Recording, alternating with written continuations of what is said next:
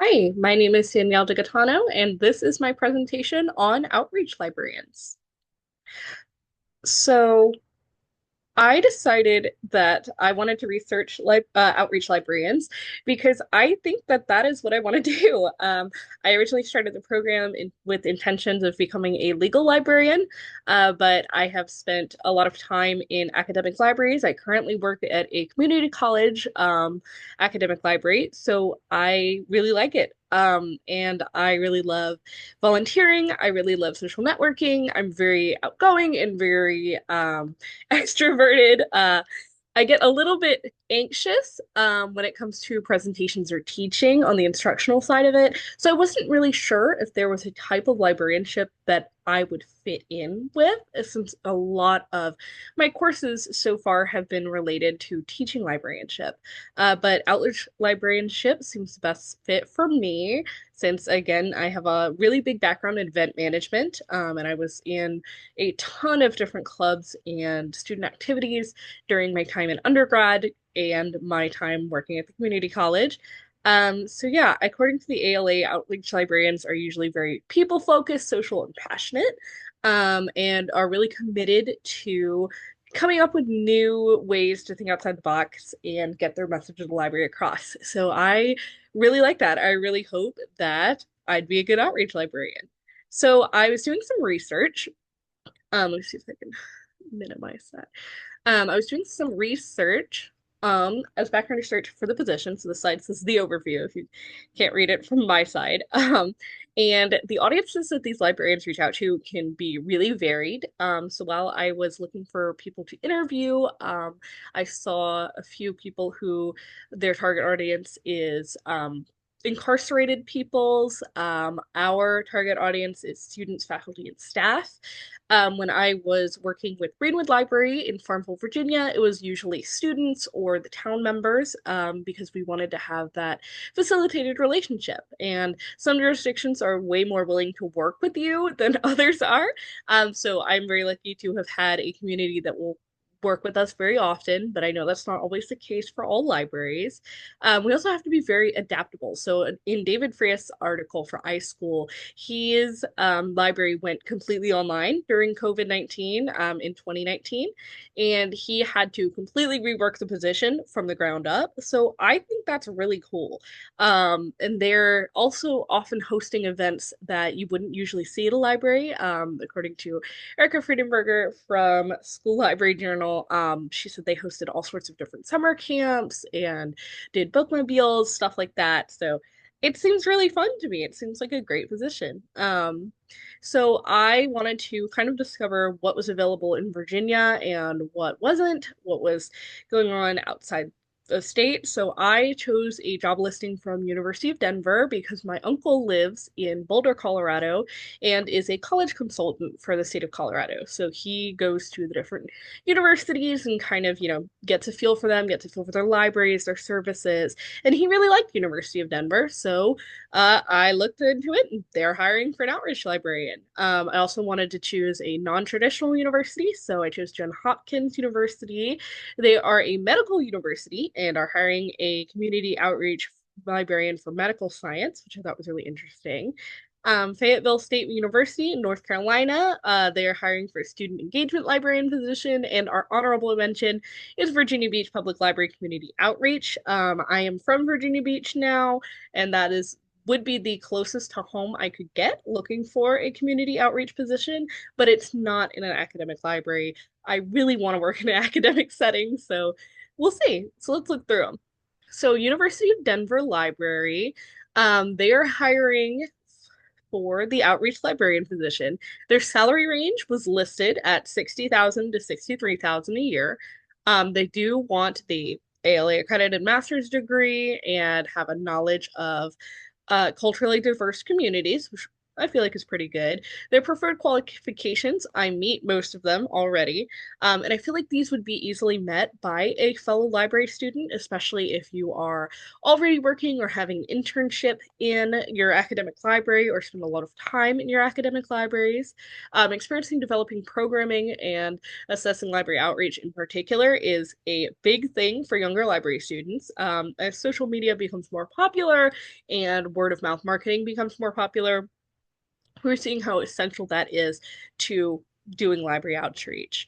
And I've got a screenshot here of the actual proper posting, knowing that you have to work as a team, you have to be outgoing, you want to organize your work and to have a good work-life balance and keep your commitments. So that's really good.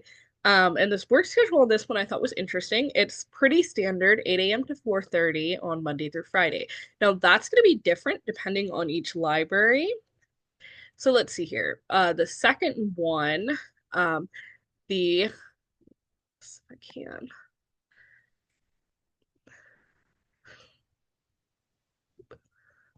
Okay. Whoops. This one has a higher starting salary range of 62,900 and goes all the way up to 110,000. I believe this is the John Hopkins listing. Um, and wow, that is way higher than the others, which I thought was really cool, but it does make sense. It's commensurate with experience. So if you are working in a medical library, you probably need to know a lot more technical information than I have. This is a Monday through Friday position again. But this one is spread out 6 hours a day or 3.5 to 4 days a week. You could also work weekends. The posting said that, which I thought was interesting. And again, it's on the School of Medicine campus, so you will be studying medicine.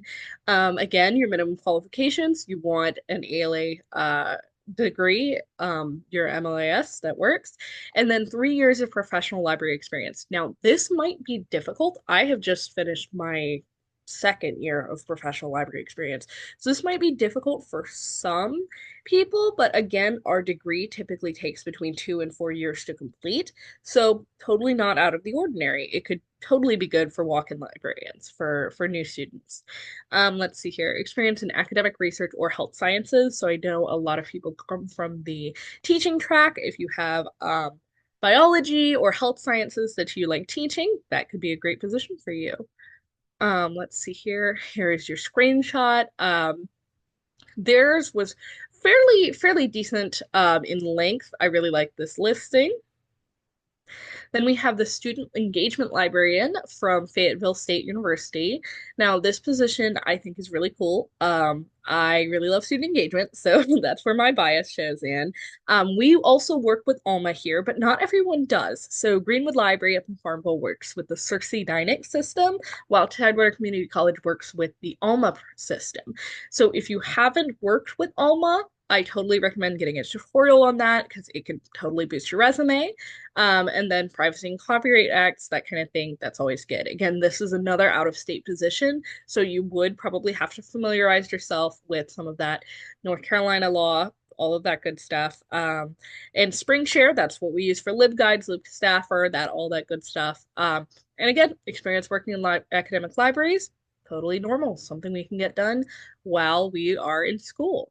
Now, here's the screenshot for this job listing. It is not listing the salary, and it was really kind of shorter. Now, you will see this on a lot of Virginia and North Carolina job postings because of jobs.gov.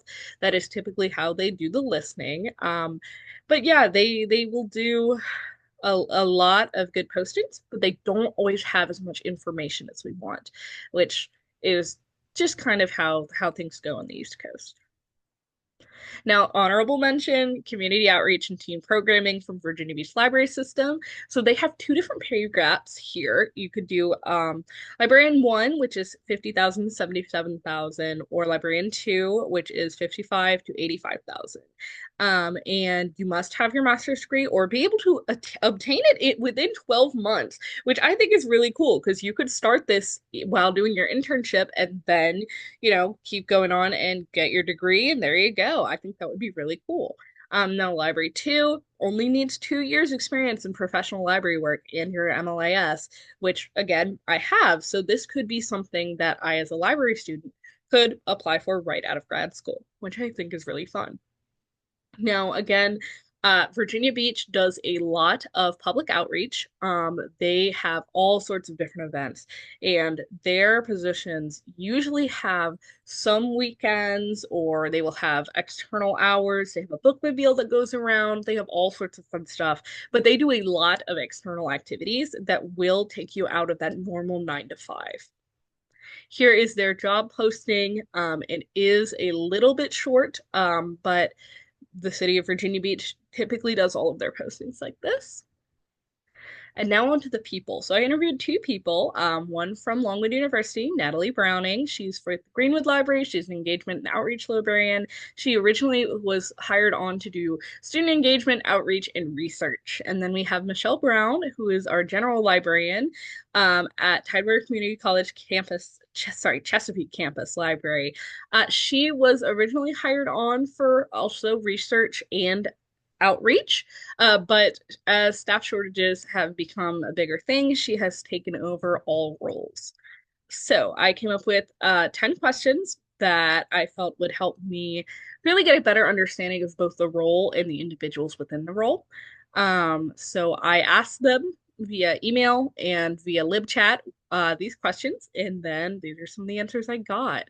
So for Michelle, she covers outreach and instruction, but she does do reference and circulation as well. So Chesapeake campus is part of the larger Tidewater Community College system, and their system is set up with all of our circulation on the Virginia Beach campus. She's also the chair of SACS OCs, which does assessments to make sure that the things we're teaching, like our one shots, are actually making it to the students, which I thought was really cool because she gets to work hands on with the students, but she isn't just teaching the same classes all the time, which I thought was really interesting. Her favorite thing to do is teach. She wanted to do teaching before this, and she took a little bit of a gamble on the library job, but she really likes it. And she hadn't thought about doing library school until her senior year of undergrad when she was spending all the time in the library. And they're like, why don't you, get a library job? You can teach during that. And she thought it was really, really fun. She is the only librarian with an MLIS on campus at the Chesapeake campus, but they are also our smallest campus. So she's hoping to have some more staff members come in so she can focus more on research and outreach. We also don't have a social media page.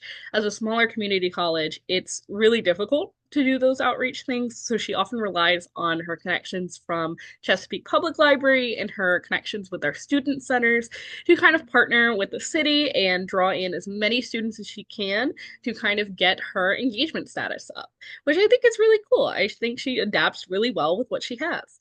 And then Natalie does a lot of fun stuff, including Papapalooza, which is a student engagement event that she does every year in December, where they make popcorn and they have s'mores and they have popular literature. And it really helps the students come into the library, get a little snack while studying for finals. They also adjust their hours during finals, which she negotiated with the dean, Brent Roberts, to do so that she has longer hours during finals week for students to come in. They do all sorts of events, scavenger hunts, all sorts of fun stuff. And she originally actually wanted to be a research librarian.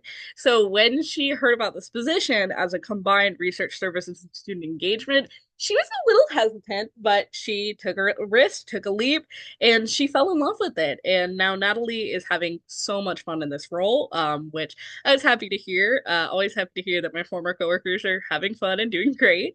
And she wants to focus on bridging the gap between the College of Farmville, the College of Longwood and the town of Farmville. So she works with the Moton Museum, and she has created a program called Southside Reads with the Farmville Public Library. She also works with SALSA, which is Southside Area Library Sharing Access, to transfer books between each different library in the area. She makes a public book club. She does all sorts of fun stuff in the community to help bring people together. She also works with our archivist, Jamie Crow, to put on events like May Day, where we bring in alumni from the past and have them chat about how things used to be and have them give presentations for students. Now, she wishes that library school had actually spent a little bit more time on teaching librarians how to teach. She didn't come from a teaching background, so she really had a learning curve when it came to teaching. And like me, she really gets nervous right before or during a presentation. But again, it wears off during the course of the program, which is something I was very relieved to hear because I feel like you can hear how nervous I am in my voice a lot. But once you kind of start teaching and you start teaching the same lessons, she says it starts to really feel natural and feel more normal, which I was really interested to hear. It really helped me feel more confident in the position. Now, both Natalie and Michelle are very outgoing people, but reaching out to students and reaching out to other librarians can be really difficult. So that is one of the big things that you have to be willing to do when doing outreach librarianship. Here are my resources that I looked into for my background research. 5 typical years as an outreach librarian, a couple of the other ones that I mentioned earlier. But yeah, going back to my questions real quick, if we have time. A lot of the events or workshops that they attended had to do a lot with beyond teaching, but overcoming that anxiety and how you can take ALA provided resources and resources we find online and put them into practice in your library, which I thought was really interesting because that's one of the things that I want to do. Both librarians I talked to said that they keep up to date with all of the publications that are coming out. They like to look at conferences, they like to look at work that their contemporaries are posting and see, how could that fit into our project? How could that fit into what library science means to me? So I thought that was really interesting, and that's my presentation.